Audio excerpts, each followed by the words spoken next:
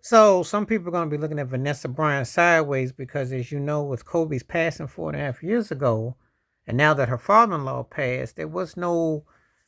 Yeah, she left a little message on Instagram, but she ain't really say that they actually made men's. It was kind of like, it was kind of low key and kind of cold.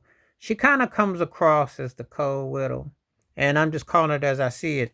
You know, I remember the service in 2020, and the only person that I remember that acknowledged the Bryant family was Shaquille O'Neal. You're gonna say what you want to say about Shaq, but he reached out to Jelly Bean Bryant and the mother and said something. I have gotten this cold wall that's been pushed up. It's kind of funny because there's people that I know who are Laker fans or fans of Kobe, and they don't really particularly care for her. And I always tried to say that in light of tragedy, because of her losing her husband and losing her daughter, and those were devastation. But this thing seemed to be a bit more extreme. Seemed a bit more extreme, and why they move the way they move and why they act the way they act. And you would think that you made up with the in-laws, you make up that you think that in light of losing Kobe so young and your daughter, the Bryants lost their son and their granddaughter. And you would think that you would matters would heal. There was money involved. Kobe's estate's worth 600 million. More than enough money to go around, more than enough to make amends, to say, hey, there was a racial component involved because they didn't really want him messing, marrying her, black and Mexican, etc., etc. And that happens in families. But over time, bygones are bygones and you move on.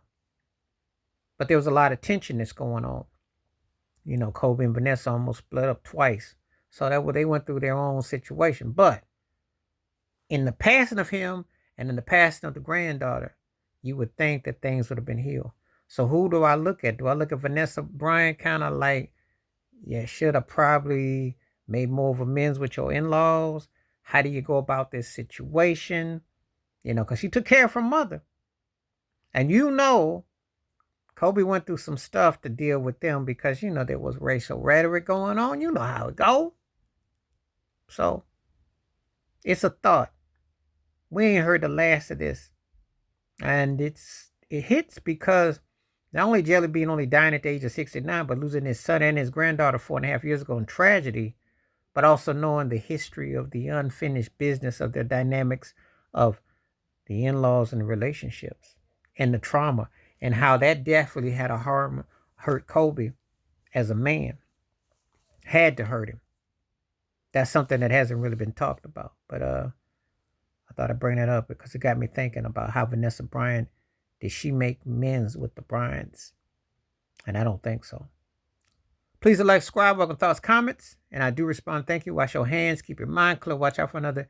Share the video if you like.